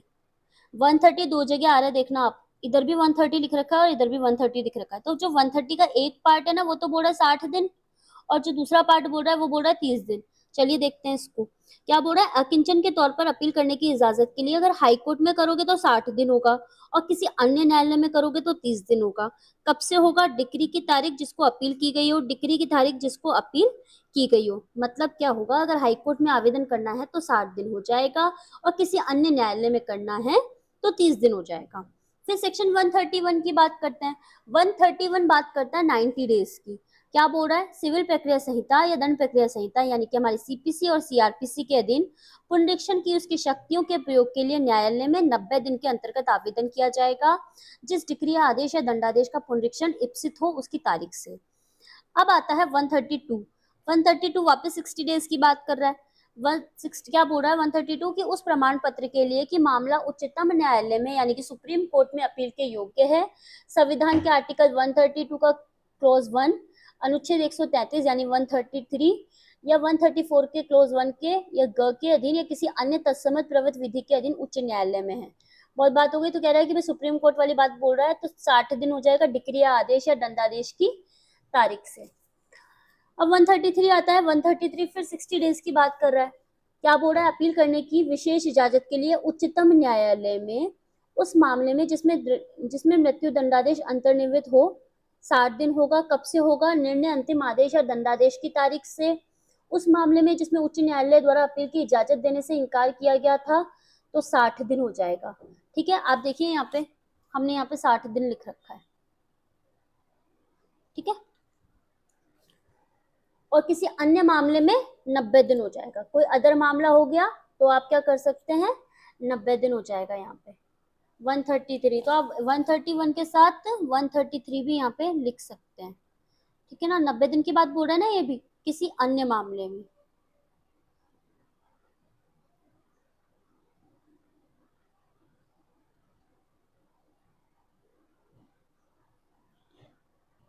अब बस कुछ आर्टिकल्स बचे हुए हैं। 134 हमको बोल रहा है डिक्री के निष्पादन में हुए विक्रय में के स्थावर संपत्ति के क्रेता के द्वारा कब्जे के परिधान के लिए 1 वर्ष होगा, जब विक्रय आत्यंतिक हो जाए यानी कि एब्सोल्यूट हो जाएगा।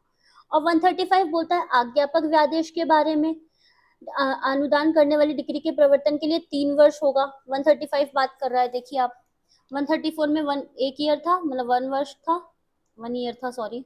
फिर 135 बोल रहा है 3 इयर्स के बारे में, और 136 बात करता है 12 इयर्स के बारे में। 136 क्या बोल रहा है, 12 इयर्स। कब से बोल रहा है भाई, सिविल न्यायालय की आज्ञापक व्यादेश अनुदत करने वाली डिक्री से भिन्न किसी डिक्री या किसी आदेश के निष्पादन के लिए 12 वर्ष होगा, ठीक है। ये वाली बात बोल रहा है हमको 136। अब जो पार्ट 2 आता है इसका, वो बोलता है अन्य आवेदन के बारे में, अदर एप्लीकेशंस के बारे में बात करता है आर्टिकल 137। जहां कुछ भी नहीं है वहां पे 3 इयर्स, ये मान लीजिए कोई अन्य आवेदन जिसके लिए इस खंड में कोई भी परिसीमा काल उपबंधित नहीं है, 3 वर्ष होगा। कब से उद्भूत होगा, जब आवेदन करने का अधिकार प्रोद्भूत होता है, मतलब जब से आवेदन करने का उसका अधिकार उत्पन्न हो जाता है तब से होता है। ये वैसा का वैसा आर्टिकल है जैसा कि हमने 113 में देखा था वाद लाने के संबंध में, कि भाई कुछ भी नहीं है तो 3 इयर्स लगा दो, तो ये भी तो 3 इयर्स की बात कर रहा है। आर्टिकल 137 भी 3 इयर्स की बात कर रहा है। तो आप जो दे रखे हैं उनको आप याद कर लो, ठीक है। भाई 12 इयर्स याद कर लो, 30 इयर्स याद कर लो, 60 डेज याद कर लो, 90 डेज याद कर लो, ठीक है। और जब कुछ भी नहीं बचेगा तो फिर क्या होगा, फिर हम लगा देंगे 3 इयर्स, ठीक है। तो ये तो बात हुई हमारे लिमिटेशन एक्ट की। एक मिनट रुकिए, कहाँ गया हमारा कर्सर, ये रहा। ये तो बात हुई हमारे लिमिटेशन एक्ट की, ठीक है। कितने पार्ट्स में किया हमने इसको, इसमें बेसिकली पार्ट तो भाग तो 5 हैं, लेकिन जब हमने हमारे लेक्चर्स को किया था तो हमने इसको पार्ट में 3 में डिवाइड कर लिया था। सबसे पहले हमने 1 से लेके 6 तक किया था, फिर करा था हमने 7 से लेके 18 तक, और उसके बाद हमने किया है 19 से लेके 32 तक। इसके साथ साथ हमने देखी है इसकी शेड्यूल। शेड्यूल में क्या दिए गए हैं, शेड्यूल में दिए गए हैं आर्टिकल्स। आर्टिकल्स कहाँ से कहाँ तक हैं, 1 से लेके 137 तक हैं। किस किस में डिवाइड कर रहे हैं, सूट्स में डिवाइड कर रहे हैं, एप्लीकेशन में डिवाइड कर रहे हैं, और अपील में डिवाइड कर रहे हैं। उम्मीद करती हूँ आपको ये लेक्चर अच्छा लगा होगा। अगर आपको ये लेक्चर अच्छा लगा है तो प्लीज आप इसको लाइक शेयर सब्सक्राइब कीजिए, अपने दोस्तों के साथ शेयर कीजिए, और ये जो लेक्चर है ये आपकी मदद करेगा आरजीएस का रिवीजन करने में। माइनर के संबंध में हमने लगभग सारे लेक्चर्स करवा दिए हैं, बस बच रहा है हमारा एनआई एक्ट। एनआई एक्ट बच रहा है, जो हमारा अब नेक्स्ट लेक्चर आएगा वो एनआई एक्ट के संबंध में ही होगा, ठीक है। तो आपने अभी तक हमारे माइनर्स के लेक्चर्स को नहीं देख रखा है तो आप जाके चैनल पे जाइए, चैनल पे जाके आप सारे माइनर एक्ट का रिवीजन कर सकते हैं, ठीक है। हमने बहुत सरल भाषा में इसको समझाने का प्रयास किया है। तो ठीक है, ये तो हुई हमारी लिमिटेशन एक्ट की बात। जुड़े रहिए डी लॉ जंक्शन के साथ। आप हमारी ऑफलाइन ऑनलाइन क्लासेस से भी संपर्क कर सकते हैं, जो है हमारा डी लॉ इंस्टीट्यूट, ठीक है। उसके बाद क्या है, हमारा टेलीग्राम चैनल है, तो आप टेलीग्राम चैनल से भी जुड़ सकते हैं, डी लॉ इंस्टीट्यूट के नाम से ही है, ठीक है। और हमने एक इंडेक्सोपीडिया लॉन्च कर रखी है, इंडेक्सोपीडिया करके एक बुक है।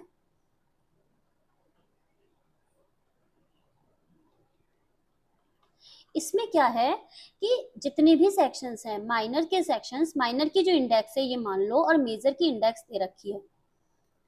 इनका क्या है, आप क्या करेंगे लास्ट समय में, जो हमारे लास्ट का समय बनता है 3 4 5 दिन जो भी बचता है, उसमें क्या होता है, हम एक्ट लेके बैठते हैं, लेकिन क्या होता है सारे लेक्चर्स को हम नहीं, सारे एक्ट्स को हम साथ में लेके नहीं बैठ सकते हैं। तो इसमें क्या है, इस एक बुक के अंदर ही सारे माइनर और मेजर की इंडेक्स दे रखी है। तो अगर आप इसको ले लेंगे तो ये आपके लिए बहुत मदद करेगी। किस चीज में मदद करेगी, सेक्शन रिकॉल करने में आपकी बहुत मदद करेगी। आप इस बुक को कहीं पे भी लेके जा सकते हैं। तो अगर आप इसको परचेज करना चाहते हैं तो आप हमें डिस्क्रिप्शन बॉक्स में हमने इसकी डिटेल दे रखी है, आप उस पर कॉन्टेक्ट कर सकते हैं। बहुत नॉमिनल प्राइजेस में इसको रख रखा है, ठीक है।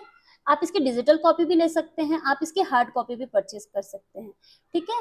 तो थैंक यू सो मच, जुड़े रहिए डिलो जंक्शन के साथ, मिलते हैं एक नए लेक्चर के साथ। Thank you so much.